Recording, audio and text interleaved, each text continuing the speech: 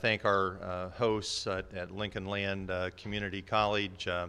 We are in one of their beautiful facilities that operates as their workforce development center.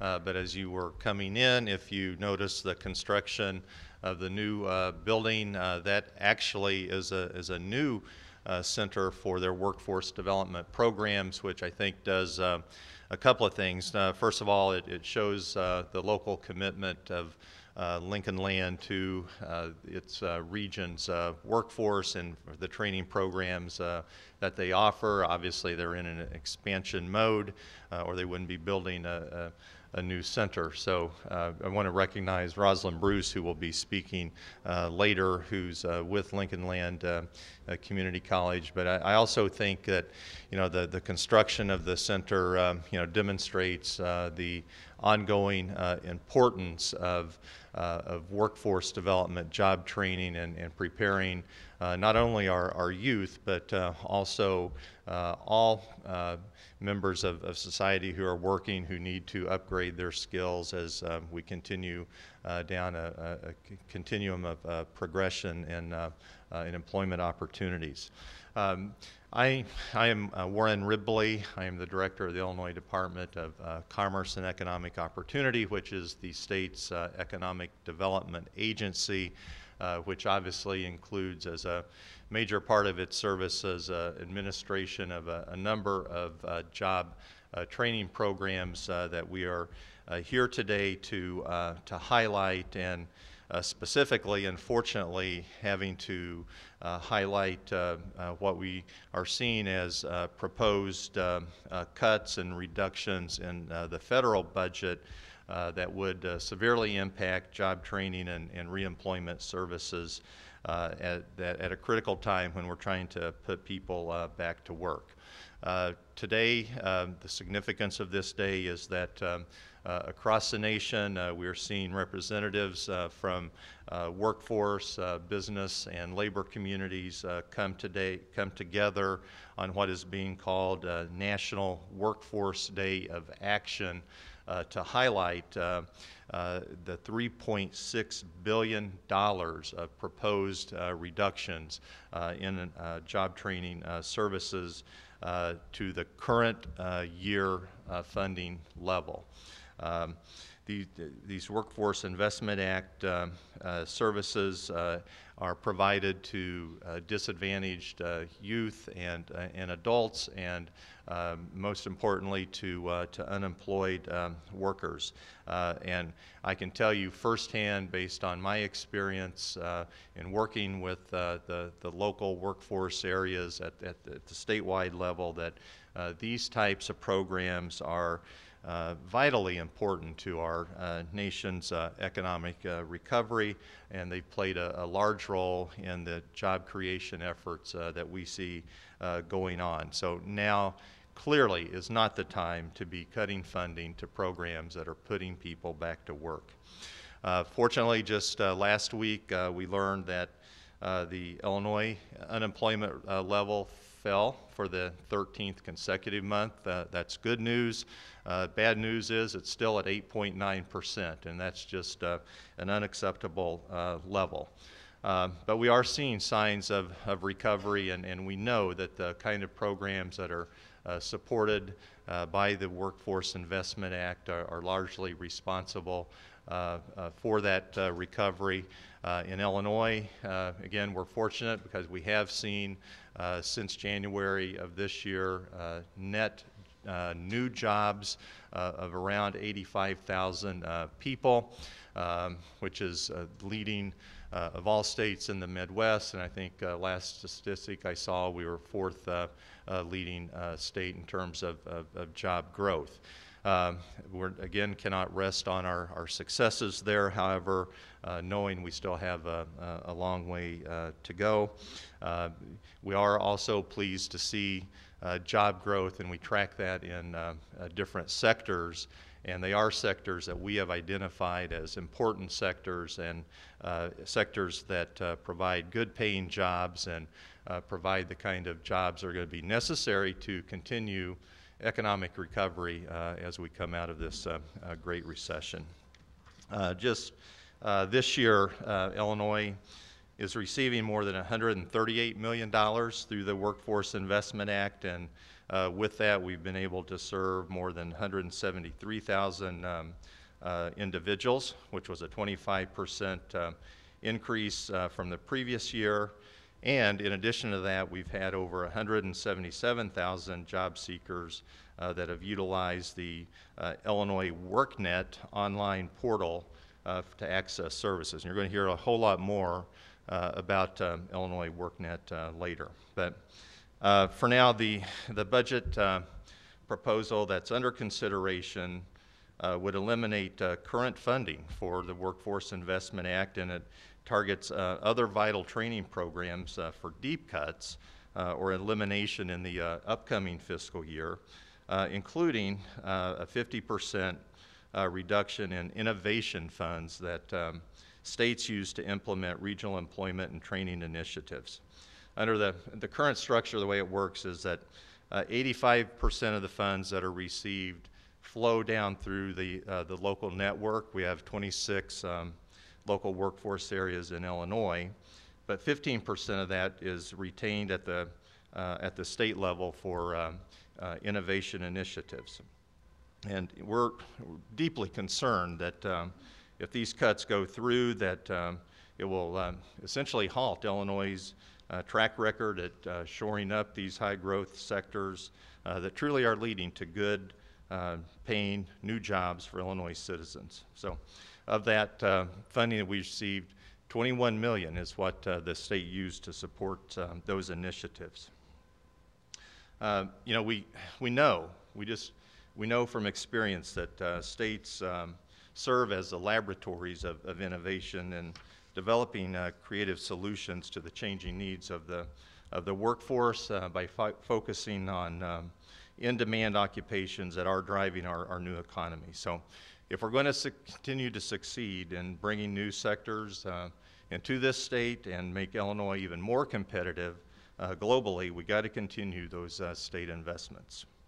So just to give you an example of what would happen if these budget cuts go into effect, first of all, we'd see elimination of the sector-based initiatives that we have embarked upon. These are initiatives that link economic, workforce development, and education efforts around major sectors such as healthcare, manufacturing, information technology, that really works to prepare a pipeline of workers in these high-demand occupations. Another result would be it would cut off access to technology-supported workforce programs like the one that we're going to be demonstrating here today in Illinois WorkNet, which is an online tool that links job seekers and employers to workforce resources that are critically needed. It's a portal that's available every minute of every day from any computer that can access the World Wide Web. We have spent over $7 million excuse me, to expand access to those services, and as a result, that portal is available to over 2 million visitors and represents 177,000 job seekers, 4,000 workforce professionals, and over 1,200 businesses. So it's a portal that's really can be used by, by business, it can be used by people seeking jobs, and just a wide range of data. I really encourage you to check out all the services that are available. And the neat thing is it's all customized to each one of those 26 local areas. Another impact if these budget reductions go through would be to really to eliminate, unfortunately, the summer youth programs that we've been able to fund over the past few years. In the last 2 years, we've trained over 19,000 youth in work readiness training, providing truly real world experiences in a number of areas, working in state parks and conservation, groundskeeping, energy conservation, et cetera. And finally, another result that would be tragic would be that we would not be able to address the workforce needs of special populations. Of our 15% funding, We've supported creation of pathways to employment for special populations such as veterans. We just approved a task force report addressing those access of services for job-seeking veterans that are returning, but also would include reduction in services to people with disabilities and other low-skilled adults. So, as I mentioned, I want to just recognize with us today are members of the Illinois Workforce Investment Board. If those that are here would just please raise your hands. So, thank you. We did meet today. We serve as the state's Workforce Advisory Board. We have quarterly meetings, and members of the board earlier approved a resolution supporting the restoration of Workforce Investment Act funding in support of the National Workforce Action Day. So I'm pleased to be joined by all of them, but we're also specifically going to ask 3 of those board members to speak today about why the workforce funding is so critical. So at this point, I'd like to invite John Rico, who is the State Workforce Investment Board co-chair, to come to the podium and say a few words. Good afternoon. My name is John Rico. I'm the CEO of Rico Enterprises. I'm located outside Chicago. I own the oldest minority technology company in the Midwest. I joined the Illinois State Workforce Board more than 16 years ago, and I've seen it grow. I've seen what it has done for us. I'd like to explain more or less how the private sector thinks in this sense. The WIA funding is critical in developing, launching strategic initiatives in key sectors of the economy that brings together economic development, workforce development, and educational partners. These sectors include healthcare, manufacturing, transportation, logistics, agriculture, and my favorite, information technology.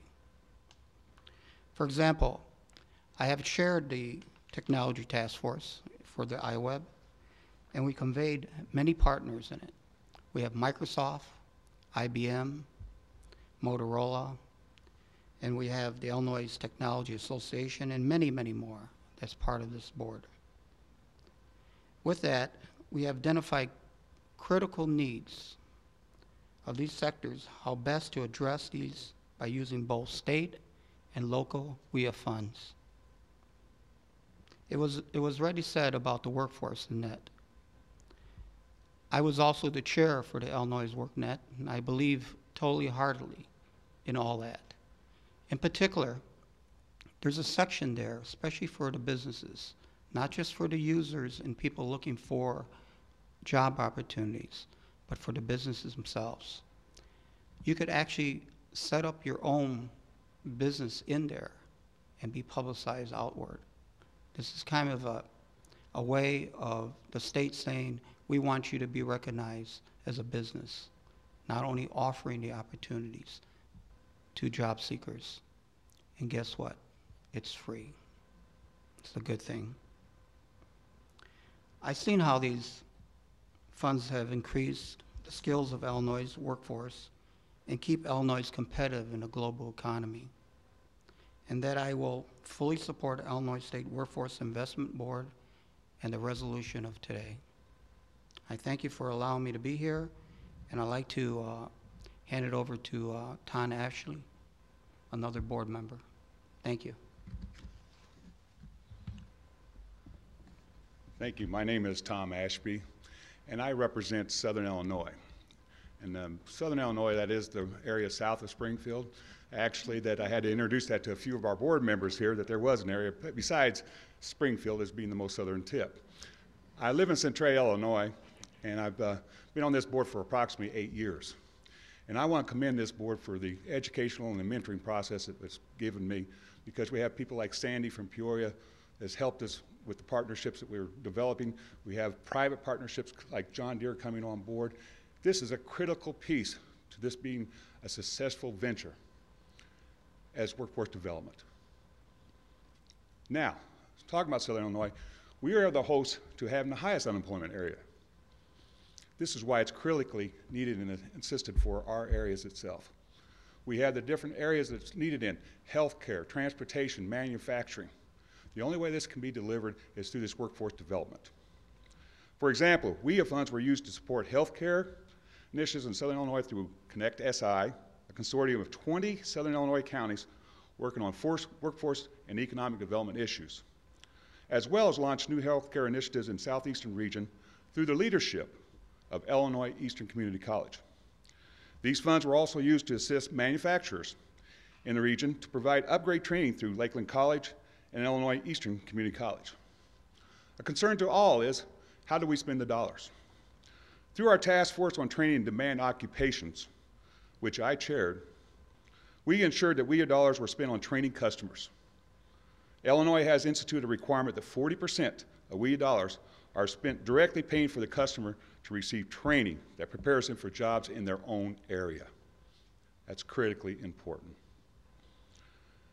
WIA has also been very important for the funding levels for our youth. Not only in Southern Illinois is it hard for an adult to find a job, almost impossible for our youth to have some type of trainable skills, more importantly, learn the work skills itself. Through them, we have been able to have a valuable work experience and a job readiness skills program through community projects with partnership with the other state departments, the Natural Resource, and also the Department of Agriculture.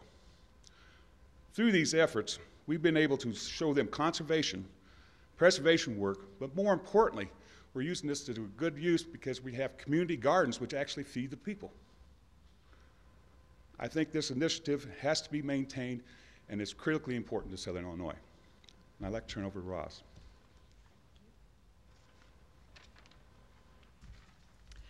I'm Roz Bruce. I am the Special Assistant to the President for Government Affairs and Director of Grants here at Lincoln Land Community College in Springfield.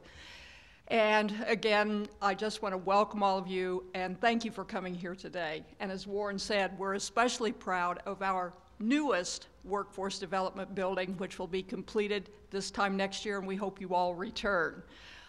Because I can tell you that facility is going to house most of the workforce training programs that will benefit the Workforce Investment Act students. So again, I'm here today to tell you how the colleges have benefited and what role they play in this Workforce Investment Act funding. WIA is critical to community colleges because it provides a much-needed source of funding for disadvantaged and dislocated workers, for them to enter training programs that will train them for high-demand, high-wage jobs. WIA monies also provide monies to enable colleges to enhance their capacity for addressing regional training needs, especially in these key work sectors that Tom and John have talked about, and in particular, healthcare, energy, and agriculture. As an example of how some of these innovative monies that Director Ribley talked about, the 15% of the WIA monies that come to the state that are used for innovation funding, an example of how those monies were used here in Illinois, there were 6 community colleges that were provided monies as part of a pilot program. In this pilot program, we were to develop a local foods production component to our agricultural program. And this would assist in developing new businesses and enhance career opportunities for our students. Here at Lincoln Land, I'd like to just give you some examples of how we use that money. At Lincoln Land, we were able to develop additional credit and non-credit programming for the agricultural and culinary arts programs. We were able to establish or expand relationships with organizations that support local food efforts. Our staff here at Lincoln Land worked with the local public schools in providing workshops for parents and their kids, and in providing expertise to cafeteria staff so as to improve the nutritional value of the school lunch program. I think that must have been a real challenge. We have also offered what we called a local food for cooks program to the Salvation Army here in Springfield. We are continuing to work with the local PBS station in producing DVDs that focus on the farmer's market and how to preserve foods. And finally, just as Tom noted, we've developed community gardens, including workers from the summer youth program. So you see, we've been able to benefit from quite a variety of programs, and I hope you understand and can appreciate how valuable this funding is for community colleges. In closing, I would also like to call your attention to a petition. There's actually an online petition, but we have a hard copy representative sample here. The petition has been signed by over 4,000 residents in Illinois and over 10,000 nationwide. But the petition is available online. I would encourage all of you, before you leave here today, if you've not signed the petition urging Congress to restore funding and not proceed with these reductions, to please show your support by signing the petition electronically. A beautiful use, a demonstration of technology at work. In closing, I'd like to just also thank Southern Illinois University. I know Dr.